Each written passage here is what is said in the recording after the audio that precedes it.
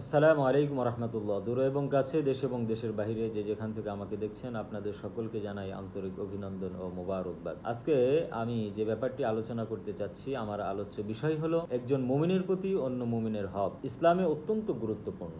রাসূল সাল্লাল্লাহু আলাইহি ওয়াসাল্লাম এ সম্পর্কে স্পষ্টভাবে নির্দেশ দিয়েছেন। হযরতে আবু হুরায়রা রাদিয়াল্লাহু তাআলা আনহু থেকে বর্ণিত, রাসূল সাল্লাল্লাহু আলাইহি ওয়াসাল্লাম বলেছেন, হাক্কুল মুসলিমি আলাল মুসলিমি সিত্তুন। একজন মুসলিমের উপর অপর মুসলিমের 6টি হক রয়েছে। সাহাবীগণ জিজ্ঞাসা করলেন, হে আল্লাহর রাসূল, সেগুলি কি? তিনি বলেন, 1 নাম্বার, যখন তার সঙ্গে সাক্ষাৎ করবে তাকে সালাম দেবে। তার মানে 1 নাম্বার আমরা পেলাম, যখন আমরা একজন মুসলমান বা একজন মুমিন আর একজন মুমিনের সাথে, মুসলমানের সাথে দেখা হবে, আমরা প্রথম কাজ কি করব?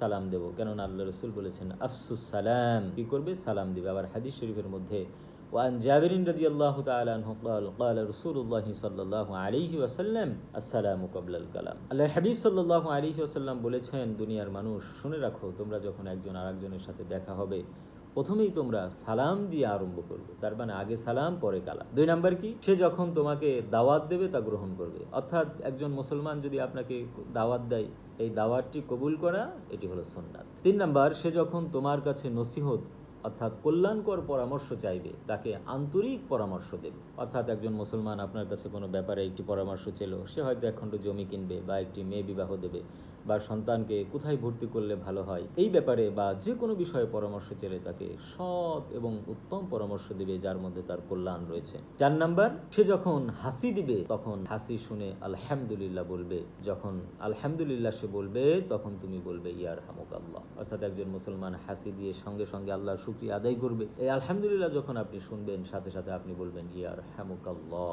5 নাম্বার, সে অসুস্থ হলে তার খোঁজ খবর নেবে। অর্থাৎ সে যখন অসুস্থ হয়ে বাড়িতে বা হসপিটালে পড়ে থাকে, অর্থাৎ আপনি জানলেন যে সে 5 ওয়াক্ত নামাজ মসজিদে এসে পড়তো, এখন সে অসুস্থ হয়ে গিয়েছে, সে তো মসজিদে আসতেছে না, তার কি হলো, তার বাড়িতে গিয়ে খোঁজ খবর নেওয়া। এবং 6 নাম্বার, সে যখন মারা যাবে তার জানাজায় অংশগ্রহণ করবা। এটি একটি মুমিনের আর এক মুমিনের উপর দায়িত্ব। সহিহ মুসলিমের 2162 নাম্বার হাদিসের মধ্যে খুব স্পষ্ট করে বলা হয়েছে। শুধু তাই নয়, আরো কিছু কথা যদি বলতে চাই, তাহলে সেটি হলো মুসলিমকে কষ্ট না দেওয়া। রাসূল সাল্লাল্লাহু আলাইহি ওয়াসাল্লাম বলেছেন, মুসলিম সে ব্যক্তি যার জিহ্বা ও হাত থেকে অন্য মুসলিম বা মুমিন নিরাপদে থাকে। সহিহ বুখারীর 10 নম্বর হাদিস এবং মুসলিমের 40 নম্বর হাদিসের মধ্যে বলা হয়েছে যে একজন মুমিন আর একজন মুমিনের জিহ্বা এবং হাত থেকে নিরাপদ থাকতে হবে। আল মুসলিমু মান সালিম আল মুসলিমুন, যে এই ব্যাপারটি আমাদের খেয়াল রাখতে হবে। শুধু তাই নয়, এরপরে রাসূল সাল্লাল্লাহু আলাইহি ওয়াসাল্লাম বলেছেন, তোমাদের কেউ প্রকৃত মুমিন হতে পারবে না যতক্ষণ না সে নিজের জন্য যা ভালোবাসে তার ভাইয়ের জন্য তাই ভালোবাসে। অর্থাৎ নিজের জন্য যে জিনিসটা ভালো মনে করবে, পছন্দ করবে, তার অন্য মুমিন, অন্য ভাইয়ের জন্য সেই জিনিসটা সে ভালো মনে করবে। এই হাদিসটা সহিহ বুখারী 13 নম্বর এবং মুসলিমের 45 নম্বর হাদিসের মধ্যে আসছে। শুধু তাই নয়, মুসলিমকে সাহায্য করতে হবে। সহিহ বুখারীর 2442 এবং সহিহ মুসলিমের 2580 নম্বর হাদিসের মধ্যে আল্লাহ রাসূল বলেছেন, মুসলিম মুসলিমের ভাই, সে তার উপর জুলুম করে না, তাকে অসহায় অবস্থায় ছেড়ে দেয় না। সুবহানাল্লাহ। কিন্তু আমরা কি করি? যখন বিপদে পড়ে তখন আমরা তার কাছ থেকে সরে আসি। প্রিয় ভাইরা, এই কথাটুকুই যদি আমি সংক্ষেপে বলতে চাই, তাহলে একজন মুমিন আর একজন মুমিনের উপরে যে হকগুলি আছে, তার মধ্যে 1 নাম্বার হলো সালাম ও সালামের উত্তর দেওয়া। 2 নাম্বার দাওয়াত গ্রহণ করা। 3 নাম্বার আন্তরিক নসিহত করা। 4 নাম্বার হাসির জবাব দেওয়া। 5 নাম্বার অসুস্থ হলে দেখতে যাওয়া। 6 নাম্বার জানাজায় অংশগ্রহণ করা। 7 নাম্বার বিপদে সাহায্য করা।